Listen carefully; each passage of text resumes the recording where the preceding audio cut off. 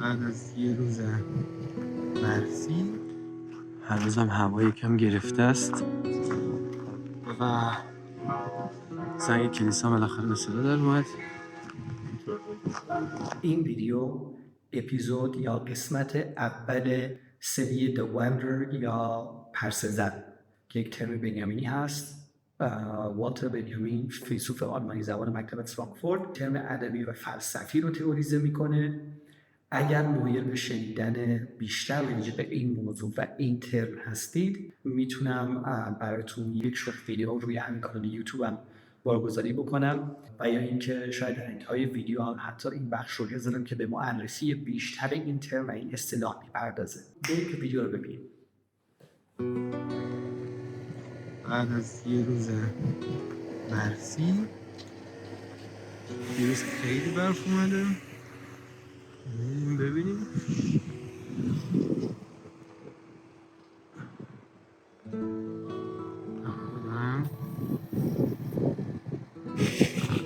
برفی میکنن برای هنوزم هوا یکم گرفته است. حالا برف فکر نکنم بیاد، راستش چک نکردم آب و هوا رو برای امروز. منتها خب لینس دیگه هواش خیلی قابل پیش بینی نیست. هر لحظه دوباره ممکنه بارندگی شروع بشه. تفاوت در نحوه برخورد آدمای و شکل مدیریت موقعیت رو اینجا میشه به وضوح دید. خب تو شهری که من به دنیا اومدم اونجا هم برف خیلی میاد توی زمستون، یعنی خب این سال کمتر شده ولی خب سرقت همیشه جایی بود که شدت برفگیر بود. هوا عملا 6 ماه در سال در معرض سرمای، حداقل توی 3 ماه زمستونش سرمای شدید و بعضی وقتا خیلی شدید بوده. این سالهای آخر خب کم شده به خاطر قاعدتا افزایش میانگین دمای زمین. منتها خب این صحنه ها برای من خیلی آشناست. تمام کودکیم رو و نوجوانیم رو اینجوری رفتم مدرسه در طول ماهای زمستون. ولی خب حالا دارم میبینم که اینجا یک وظایف مشخصی وجود داره و زنگ کلیسا بالاخره به صدا در اومد و خب اهل ایمان باید امروز برن کلیسا در یک شهری که خب هم اندازه شهر محل تولد من هست و آب و هواش هم اتفاقا خیلی شبیه هست خیلی جهات، هم در میزان بارندگی بارون در طول سال، هم در میزان برف. مدیریت شهری، مدیریت زندگی مردم توسط سیستم، حالا اینجا شهرداریه دیگه، شهرداری اینجا همه کار است. تمام مسیرهای پیاده شنریزی شده و خب این کارا از صبح خیلی زود، از 3 و 4 صبح، بعضی وقتا خیلی از این کارهایی که شهرداری انجام میده در طول شب، یعنی از نیمه شب به بعد هم در جریانه، برای اینکه صبح وقتی شهروندا میان توی سطح شهر و توی خیابون زندگی بتونه روال عادیش رو داشته باشه و در جریان باشه. صبح یک شنبه‌ای که خیلی کسی بیرون نیست، من زدم بیرون که براتون یه ویدیو بگیرم. وای چقدر خوبه برگایی که ریخته به برفا. باش سلام ببینید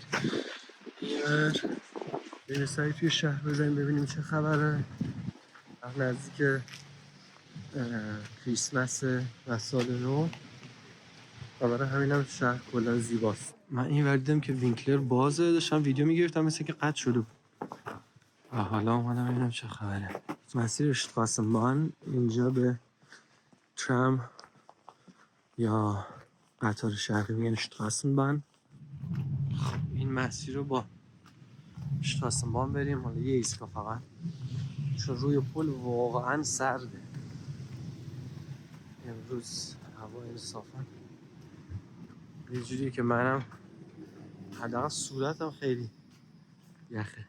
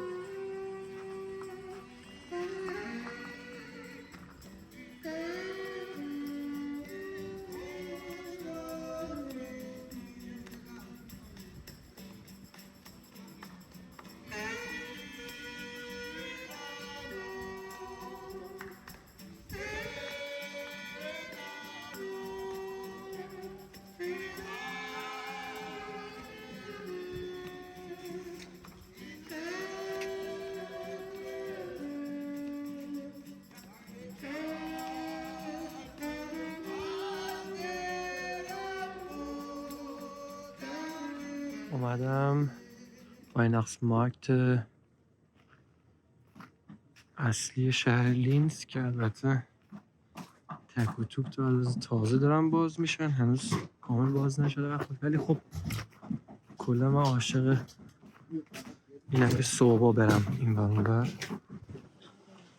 همه دارن تمیز میکنن ورودی‌ها رو برای امروز یک شنبه که خب روز تعطیله و بدون شک خیلی ها میان بیرون و یه عده مثل این آقا سمت چپ من رد کردم اومدن عکاسی. اینجا هم یه خوراکی خوشمزه اینجا هم هست و خوراکی دم کریسمس خب واقعا خیلی خیلی خوشمزه. دونه دونه اینجوری مسیر باز کرده.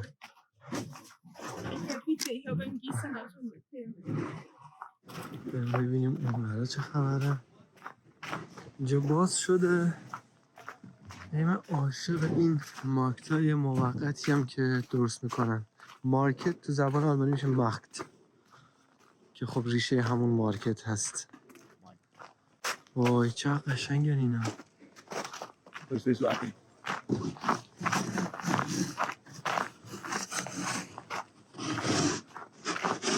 کل این سازه های چوبی زیبا رو اینا از 1 ماه پیش آوردن اینجا ستاپ کردن فقط برای همین ماه دسامبر واقعا که خب از امروز شروع شده دیگه.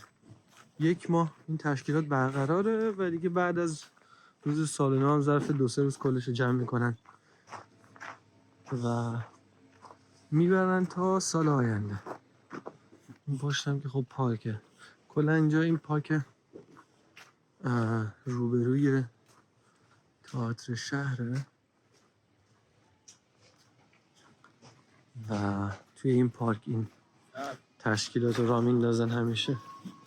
اینا خب یه بخش بسیار هیجان انگیز که البته من بازم خیلی طلبه این سوسیسا و اینا نیستم ولی پنیرها رو دوست دارم. اونم که دیگه ترشی و یعنی ترشیجاته و مربا و اینا هم شیرینی ها. وای چقدر شیرینی ها زیبان واقعا. خیلی خوشگل. دونه 3 یورو. خب وقتی دونه 3 یورو داره میفروشه میدونی برای یعنی انصافا خیلی گرون نیست چون خب مثلا 10 تا که نمیتونی بخوری ماکسیموم 2 تا از این میتونی بخوری و این محبت رو من خیلی دوست دارم. اینا بهش میگن گختن. خب باغ میشه ولی منظور اینه که جایی که مثلا خب بزرگتر معمولا مردم جمع میشن به عنوان رستوران استفاده میشه. رستوران بار مثل همین که اینجا میبینید روبرو. من واقعا گشنمه برم یه چیزی بگیرم. Eisbacken Krapfen هر پیتزا توری دارم کرپای شیرین با جم و مربا و میوه و شیرینی خیلی زیاد میخورن. قاعدتا آب و هوا تاثیر داره توی این موضوع، یعنی شیرینی و چربی و الکل توی سرما خوب جوابه دیگه.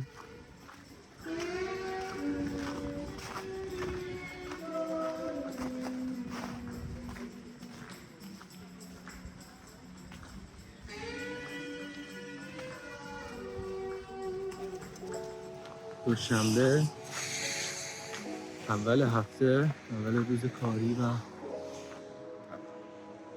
فعالیت.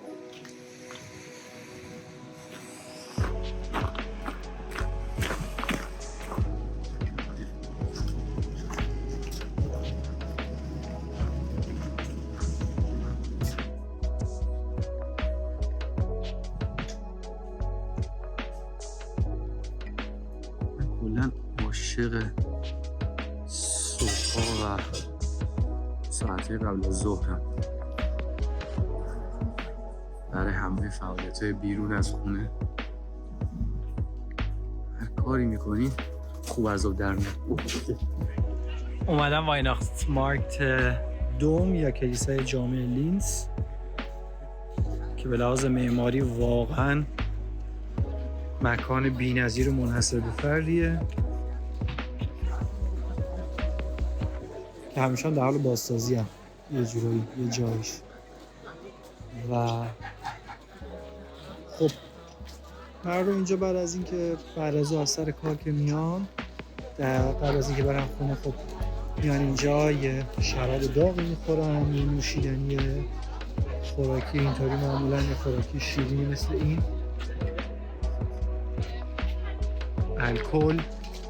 ولی خب معروف ترین نوشیدنی یا خوراکی اینجور مارکتا همون شراب داغ هست، یا گلوواین یا شراب طعمدار یه جورایی، یا شراب سیب. چند مدل داره اینجا و اینطوری. رو پردازی قشنگ کلیسای جامع و لباسه بامزه این آقا که اینجا جلب توجه میکنه و صنایع دستی و خنزر پنزر و چیزای اینجوری هم میشه تو بعضی غرفه هاشون پیدا کرد معمولا. اینجا حتی بدلیجات میتونیم بگیرین. در یه بخش دیگه از شهر رو یه بازار. خب تو نمیخوای تو ویدیو باشی چرا مزاحم میشی؟ این هم یه بخش دیگه از شهر رو، یکی از مارکتای دیگه کریسمس شهر لینز به این زیبایی. تمام. حالا دلیل اینکه این سری از ویدیوها و این پلیلیست رو میخوام به اسم پرسزن نامگذاری بکنم اینه که پرسزنی در شهر یک عمل مدرنیستی هست که از انسان مدرن سر میزنه و به معنی گشت و گذار در شهر و گم شدن در مکانها یا در کلیت یک شهر امروزی، یک شهر مدرن هستش. دلیل علاقه من به این ترم اینه که در این سری از ویدیوها به صورت اپیزودیک میخوام تجربه‌های شخصی خودم رو از پیاده روی و اتفاقات روزمره‌ای که در حالا شهر امروزی که تو زندگی می‌کنم، شهر لینز در کشور اتریش هست، و البته سفرهای خودم مثلا در شهر وین پایتخت اتریش یا استانبول یا برلین، در آینده شهرهای دیگه‌ای که خواهم رفت، این تجربه رو دوست دارم، این پدیده و این اتفاقاتی که قرار تجربه بکنم و به صورت روزمره برای من پیش میاد رو دوست دارم با شما به اشتراک بذارم به صورت ویدیوهایی که میشه گفت داستان محور هستن. و همونطوری که از اسم کانال من از در واقع سابتایتل یا اون پانوشت کانال یوتیوب من برمیاد، Chronicles of a Storyteller، یعنی وقایع نامه یک داستانگو، یک داستان سرا. قرار من براتون داستان تعریف بکنم و شما رو شریک بکنم در چیزهایی که قراره توی این ویدیوها تجربه بکنم. البته خب قاعدتا ویدیوهای اول، دوم، اپیزودهای نخستین این سری پلیلیست بدون شک ممکنه کمی‌ها و کاستی‌هایی داشته باشه. من دارم تمام تلاشم میکنم واقعا با وجود همه سختی‌های زندگی روزمره برای شما ویدیوهایی تهیه بکنم که ارزش وقت شما رو داشته باشه، لذت ببرید، شاید چیزی با همدیگه از همدیگه یاد بگیرید. بنابراین خوشحال میشم اگر بتونید، اگر ایده‌ای داشتید، اگر نظری داشتید، انتقاد و پیشنهادی داشتید راجع به این ویدیوهایی که دارم تهیه میکنم براتون، با من شیر بکنید، به اشتراک بذارید، چه به صورت پیام خصوصی یا به صورت کامنت روی ویدیوها. همچنین به احتمال خیلی زیادی ویدیوها رو در اکسکلوسیو اینستاگرام هم با شما به اشتراک خواهم گذاشت. البته خب پلتفرم اصلی همین کانال یوتیوب هم خواهد بود.